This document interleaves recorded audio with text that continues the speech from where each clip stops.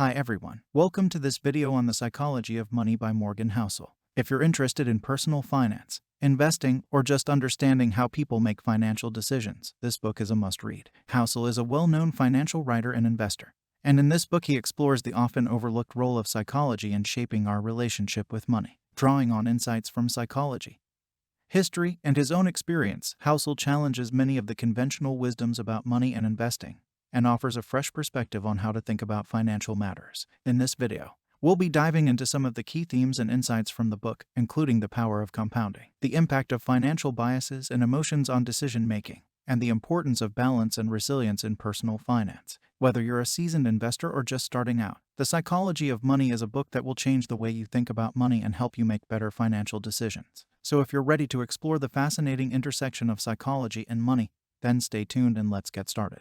Chapter 1.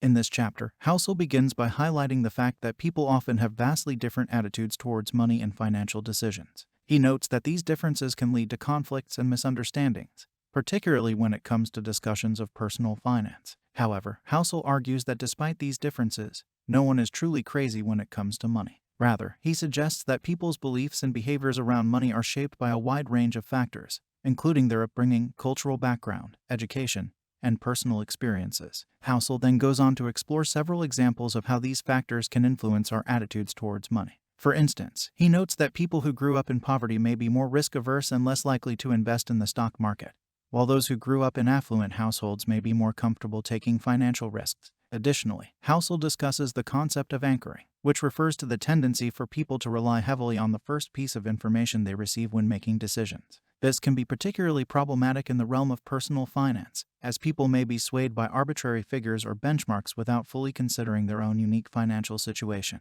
Overall, the first chapter of The Psychology of Money sets the stage for a deeper exploration of the complex interplay between our attitudes, behaviors, and financial outcomes. By emphasizing the many different factors that shape our relationship with money, Housel encourages readers to approach personal finance with greater empathy and understanding. Chapter 2. Luck and Risk. In this chapter, Housel explores the role of luck and risk in shaping our financial outcomes. He argues that while luck plays a significant role in our lives, we often underestimate its importance and overestimate the impact of our own abilities and efforts. Housel notes that luck can take many forms, including being born into a supportive family, having access to quality education, or being in the right place at the right time. He argues that these factors can have a profound impact on our financial success, even if we don't always recognize them as such. However, Housel also emphasizes that risk is an inherent part of any financial decision. He notes that we often view risk as something to be avoided, but in reality, it is a necessary component of any potential reward. Housel cautions against becoming too fixated on avoiding risk,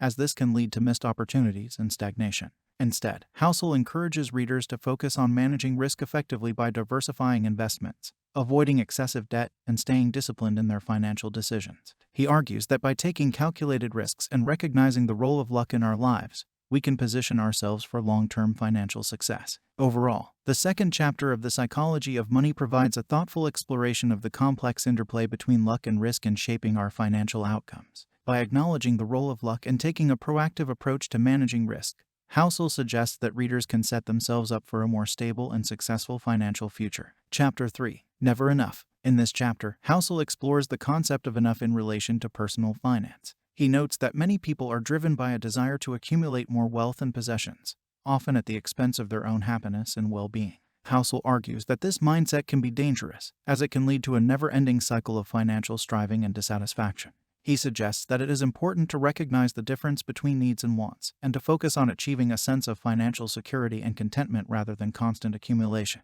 Housel notes that the pursuit of more can also have a negative impact on relationships and community. He argues that when we prioritize wealth and possessions over our connections with others, we can become isolated and disconnected from the people around us. However, Housel also acknowledges that the concept of enough can be difficult to define, as it varies from person to person and can be influenced by factors such as income level, lifestyle, and personal values. He suggests that it is important to engage in thoughtful reflection and introspection in order to determine what enough means for each individual. Overall, the third chapter of The Psychology of Money provides a thought-provoking exploration of the relationship between wealth and happiness. By encouraging readers to consider their own values and priorities, Housel suggests that it is possible to achieve a sense of financial contentment and fulfillment without falling into the trap of endless striving. Chapter 4. Confounding Compounding. In this chapter, Housel explores the power of compound interest and its role in shaping our financial outcomes over time. He notes that while compound interest is a simple concept, it has a profound impact on our ability to accumulate wealth and achieve our long-term financial goals. Housel notes that the key to harnessing the power of compounding is to start early and stay disciplined.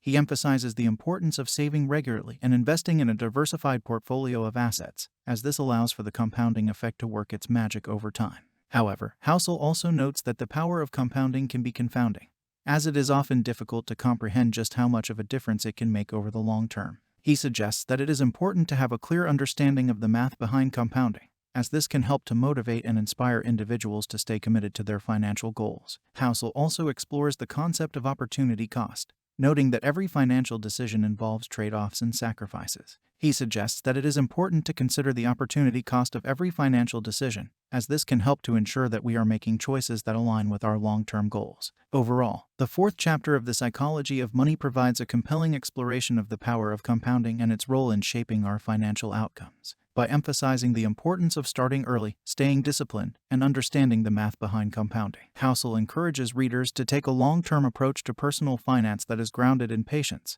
consistency, and sound decision-making.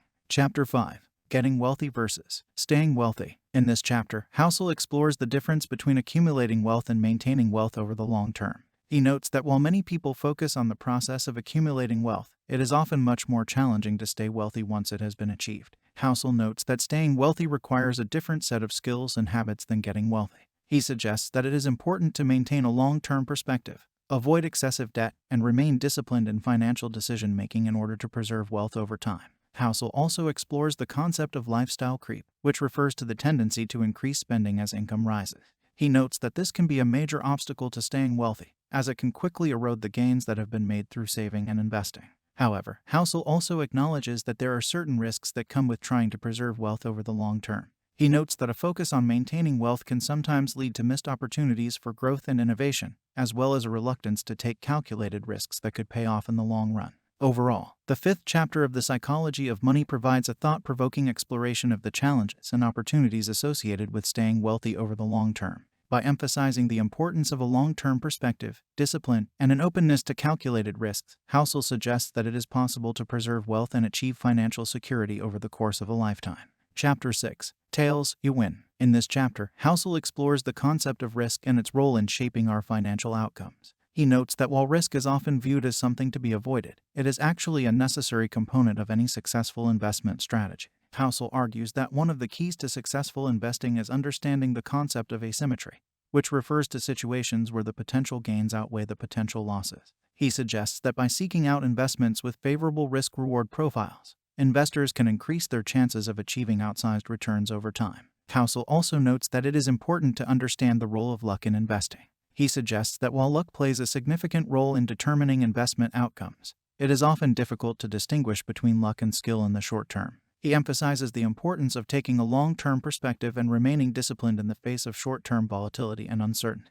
Housel also explores the concept of tail events, which refer to rare and unpredictable events that can have a significant impact on investment outcomes. He notes that while it is impossible to predict or avoid tail events, investors can prepare for them by maintaining a diversified portfolio and avoiding excessive concentration in any one asset or sector. Overall, the sixth chapter of The Psychology of Money provides a compelling exploration of risk and its role in shaping investment outcomes. By emphasizing the importance of asymmetry, long-term thinking, and diversification, Housel suggests that investors can increase their chances of achieving favorable outcomes over time, even in the face of unexpected events and uncertainty. Chapter 7. Freedom. In this chapter, Housel explores the relationship between money and freedom, arguing that financial independence is a critical component of personal freedom. He notes that having enough money to support oneself and one's family can provide a sense of security and autonomy that is difficult to achieve through other means. Housel notes that financial independence requires a certain degree of sacrifice and discipline, including living below one's means, saving and investing for the long term, and avoiding excessive debt. He also notes that it is important to have a clear understanding of one's financial goals and priorities, as well as a willingness to adapt and adjust one's plans as circumstances change. Housel also explores the concept of enough, which refers to the point at which one's basic needs are met and additional money does not significantly increase one's level of happiness or well-being. He suggests that by focusing on achieving a sense of enough rather than constantly striving for more, individuals can achieve a greater sense of financial freedom and peace of mind. Housel also notes that financial independence is not just about personal freedom, but also has broader societal implications. He suggests that individuals who are financially independent are better equipped to pursue their passions, take risks, and contribute to society in meaningful ways. Overall, the 7th chapter of The Psychology of Money provides a thought-provoking exploration of the relationship between money and freedom. By emphasizing the importance of financial discipline, goal setting, and a focus on achieving a sense of enough, Housel suggests that financial independence is not just a means to personal freedom, but also a means to greater societal well-being. Chapter 8. Man in the Car Paradox. In this chapter, Housel explores the concept of relative wealth and the ways in which our perception of wealth is shaped by the people around us. He notes that individuals tend to judge their own level of wealth and success based on comparisons to those around them, rather than objective measures of financial well-being. Housel introduces the man in the car paradox to illustrate this point. The paradox suggests that while driving a luxury car might make us feel wealthy and successful, seeing someone else in an even more expensive car can quickly make us feel inadequate and inferior. Housel notes that this paradox extends to other areas of life, such as housing, vacations, and other forms of material consumption. Housel suggests that the man in the car paradox is driven in part by social comparison theory, which posits that individuals judge their own worth and success based on comparisons to others. He notes that social comparison theory can lead individuals to engage in conspicuous consumption and excessive spending in an effort to keep up with those around them. Housel also explores the concept of hedonic adaptation, which refers to the tendency for individuals to quickly adapt to changes in their level of wealth and material well-being. He notes that while acquiring more material possessions might provide a temporary boost in happiness, this effect tends to be short-lived and fades quickly over time. Overall, the 8th chapter of The Psychology of Money provides a compelling exploration of the ways in which our perception of wealth is shaped by social comparison and relative wealth. By highlighting the man in the car paradox and the concept of hedonic adaptation, Housel suggests that true financial well-being comes not from comparing ourselves to others or accumulating material possessions, but from cultivating a sense of gratitude, contentment, and satisfaction with what we have. Chapter 9. Wealth is what you don't see. In this chapter, Housel explores the concept of hidden wealth and the ways in which wealth can manifest itself in non-financial ways. He notes that true wealth is often invisible and lies in the intangible aspects of life, such as good health, strong relationships, and a sense of purpose and meaning. Housel suggests that many of the most important aspects of wealth are difficult to quantify and measure, and therefore are often overlooked in discussions of financial well-being. He notes that while money is certainly important, it is often the intangible aspects of life that provide the greatest sense of fulfillment and happiness. Housel suggests that focusing too much on material possessions and financial wealth can actually be detrimental to one's overall well-being. He notes that the pursuit of material possessions can be a never-ending cycle, with individuals constantly striving for more without ever achieving a sense of satisfaction or contentment. Housel also explores the concept of opportunity cost, which refers to the idea that every decision we make has a cost in terms of the other opportunities we must forego. He suggests that by focusing too much on accumulating material possessions, individuals may miss out on the opportunity to cultivate relationships, pursue meaningful work, or engage in activities that bring true joy and fulfillment. Overall, the 9th chapter of The Psychology of Money provides a thought-provoking exploration of the concept of hidden wealth and the ways in which true wealth can manifest itself in non-financial ways. By highlighting the importance of intangible aspects of life, such as health, relationships, and purpose, Housel suggests that a focus on material possessions and financial wealth can actually be detrimental to our overall well-being. Chapter 10. Save money. In this chapter, Housel explores the importance of saving money as a means of achieving long-term financial well-being. He notes that while saving money may seem like a simple and straightforward concept, it is often much harder to put into practice than it appears. Housel suggests that one of the biggest challenges to saving money is the tendency for individuals to focus on short-term desires and instant gratification, rather than long-term goals and delayed gratification. He notes that saving money requires discipline, sacrifice, and a willingness to prioritize future goals over present desires. Housel also explores the concept of compounding, which refers to the exponential growth that can occur when money is invested over a long period of time. He notes that by starting to save early and consistently, even small amounts of money can grow into substantial sums over time. Housel suggests that one of the keys to successful saving is to make it as automatic and effortless as possible. He notes that by setting up automatic savings plans, individuals can remove the temptation to spend money impulsively and ensure that they are consistently putting money towards their long-term goals. Housel also explores the concept of opportunity cost, which refers to the idea that every decision we make has a cost in terms of the other opportunities we must forego. He notes that by prioritizing saving and delayed gratification over short-term desires, individuals can ensure that they are making the most of their resources and opportunities over the long term. Overall, the 10th chapter of The Psychology of Money provides a compelling exploration of the importance of saving money as a means of achieving long-term financial well-being.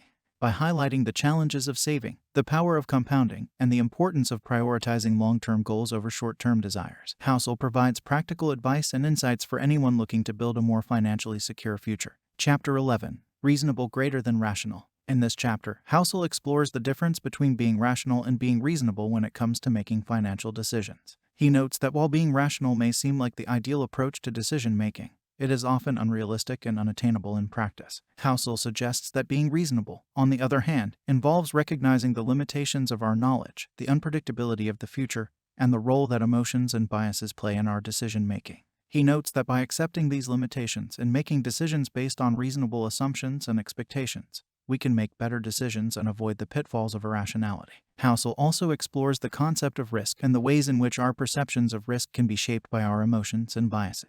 He notes that while risk is an inherent part of investing and financial decision-making, our perceptions of risk can often be distorted by our emotions and the way that information is presented to us. Housel suggests that by being reasonable in our approach to risk, we can avoid making decisions based on fear, greed, or other emotions that can lead to poor outcomes. He notes that by focusing on long-term goals and making decisions based on a reasonable assessment of risk and reward, we can achieve greater financial well-being over time. Overall, the 11th chapter of The Psychology of Money provides a nuanced exploration of the difference between being rational and being reasonable when it comes to making financial decisions. By recognizing the limitations of our knowledge, accepting the role of emotions and biases in our decision-making, and focusing on long-term goals and reasonable expectations, Housel suggests that we can make better decisions and achieve greater financial well-being over time. Chapter 12. Surprise. Chapter 12 explores how unexpected events can impact our financial lives. The chapter begins by acknowledging that while we often plan for the future, unexpected events can still catch us off guard. Housel argues that the key to managing surprise is to build a margin of safety into our financial plans. This means not only having an emergency fund but also being conservative in our financial decisions and avoiding taking on too much risk. Housel notes that unexpected events can come in many forms, such as a job loss, a medical emergency, or a market crash. He emphasizes the importance of having a plan in place for dealing with such events, as well as being adaptable and flexible in our thinking.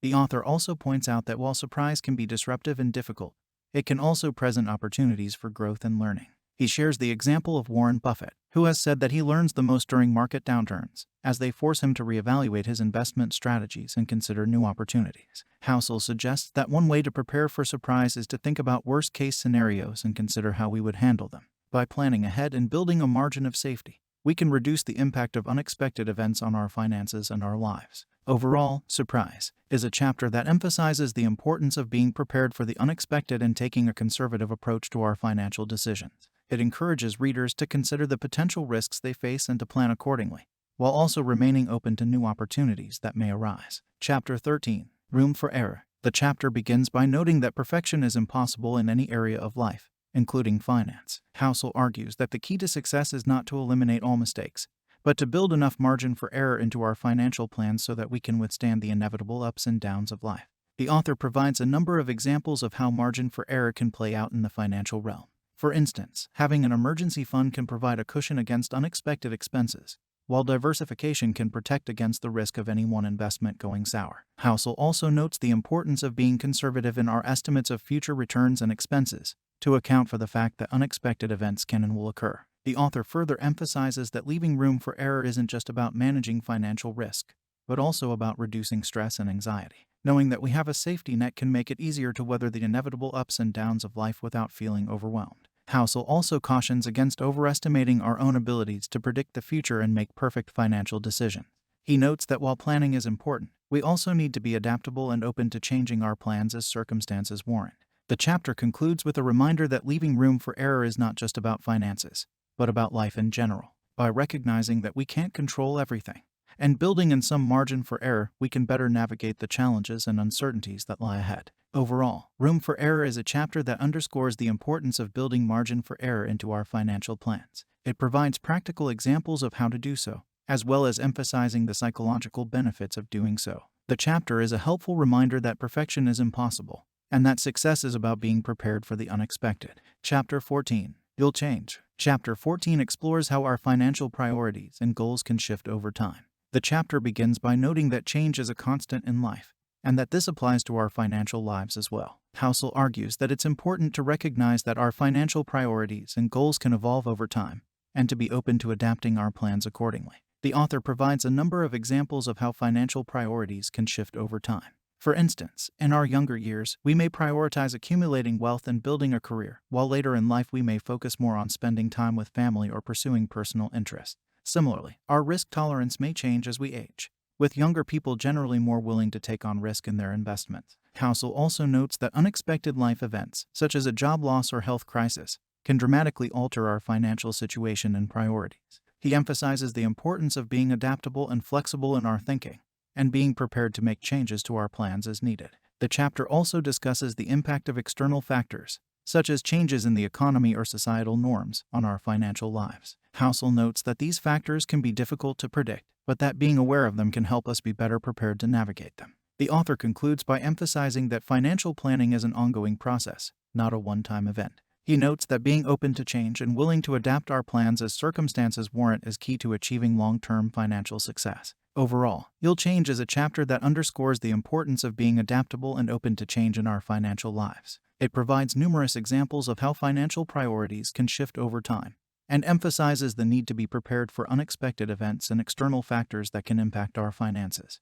The chapter is a helpful reminder that financial planning is an ongoing process, and that being flexible in our thinking can help us achieve our goals. Chapter 15. Nothing's free. Chapter 15 explores the concept of hidden costs and trade-offs in financial decision-making. Housel begins the chapter by discussing the difference between the price of something and its cost. He argues that while the price of something may be clear and upfront, the cost can be hidden and ongoing. For example, buying a cheap car may seem like a good deal initially, but the ongoing repair costs can add up over time, making it a more expensive option in the long run. Housel goes on to explain how hidden costs can apply to many areas of personal finance, including investing. He notes that investors often focus on the potential gains of an investment without considering the potential costs, such as taxes, fees, and the opportunity cost of tying up their money in one asset. Another aspect of hidden costs that Housel explores is the idea of trade-offs. He explains that every financial decision involves trade-offs, as every dollar spent on one thing means that it cannot be spent on something else. Housel provides several examples of trade-offs,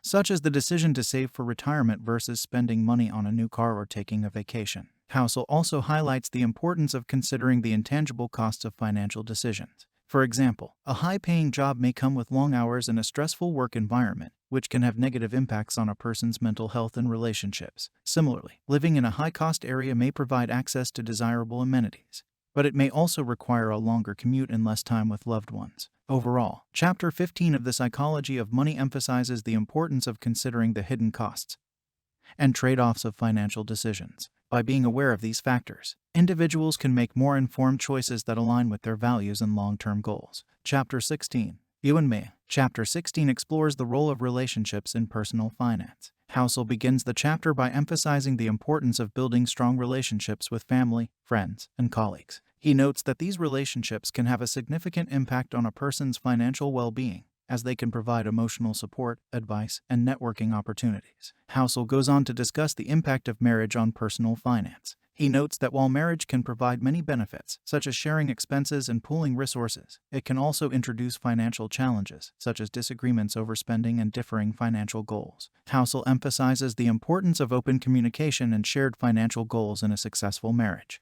The chapter also explores the impact of social norms and peer pressure on personal finance. Housel notes that people are often influenced by the financial habits and behaviors of those around them, and may feel pressure to conform to social norms. He cautions that this can lead to overspending, debt, and financial stress. Housel also discusses the importance of seeking out financial advice from trusted sources, such as financial planners and mentors. He notes that while these professionals can provide valuable guidance, it is important to be discerning and avoid scams and conflicts of interest. Finally, Housel emphasizes the importance of cultivating a sense of gratitude and generosity in personal finance. He notes that helping others and giving back can bring fulfillment and meaning to life, and can also have positive financial benefits, such as building relationships and creating opportunities. Overall, Chapter 16 of The Psychology of Money highlights the impact of relationships and social norms on personal finance. By being aware of these factors and cultivating positive relationships and habits, individuals can make more informed and fulfilling financial decisions. Chapter 17.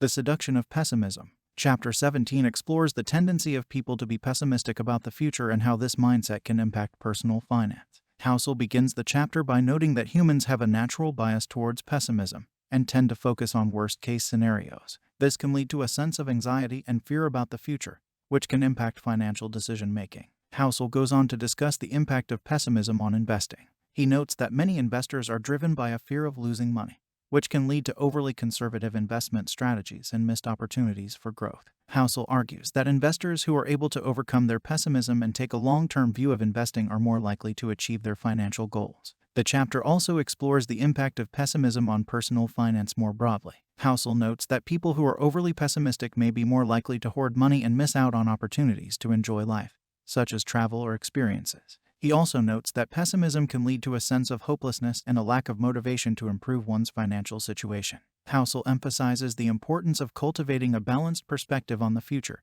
and avoiding the extremes of excessive pessimism or unrealistic optimism. He notes that while it is important to be aware of risks and plan for contingencies, it is also important to have a sense of hope and optimism about the future. Finally, Housel provides some strategies for overcoming pessimism, such as focusing on the positive aspects of life and seeking out the company of optimistic people. He also emphasizes the importance of taking action, rather than simply dwelling on negative scenarios. Overall, Chapter 17 of The Psychology of Money highlights the impact of pessimism on personal finance and provides strategies for cultivating a more balanced and optimistic mindset. By being aware of their own biases and cultivating a sense of hope and resilience, individuals can make more informed and fulfilling financial decisions. Chapter 18. When You'll Believe Anything. Chapter 18 explores the phenomenon of financial scams and why people fall for them. Housel begins the chapter by noting that financial scams are a widespread problem and can have devastating consequences for victims. He notes that while some scams are obvious, others are more subtle and can be difficult to detect. Housel goes on to discuss the psychological factors that make people vulnerable to financial scams.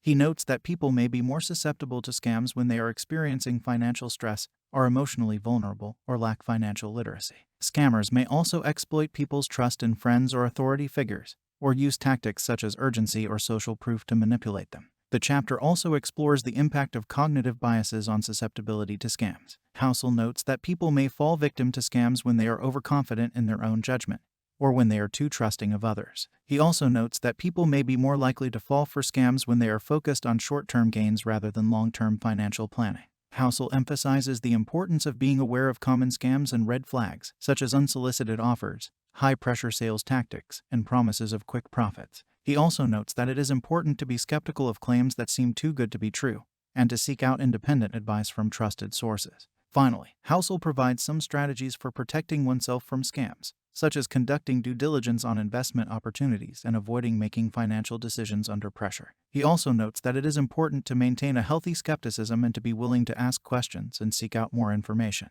Overall, Chapter 18 of The Psychology of Money highlights the psychological factors that make people vulnerable to financial scams and provides strategies for protecting oneself from these dangers. By being aware of common scams and red flags, and cultivating a healthy skepticism and independent thinking, individuals can make more informed and fulfilling financial decisions. And that's a wrap on our exploration of The Psychology of Money by Morgan Housel. We hope you enjoyed this video and gained some valuable insights into how psychology shapes our relationship with money. As we've seen, Housel's book is a treasure trove of wisdom, offering a unique perspective on personal finance and investing that is both insightful and accessible. Whether you're looking to build wealth, avoid financial mistakes, or simply understand how people make financial decisions, The Psychology of Money is a book that is sure to provide you with a wealth of useful ideas and strategies. So if you haven't already, be sure to grab a copy of The Psychology of Money and dive into this fascinating exploration of the human side of finance. And if you enjoyed this video, be sure to give it a thumbs up and subscribe to our channel for more great content.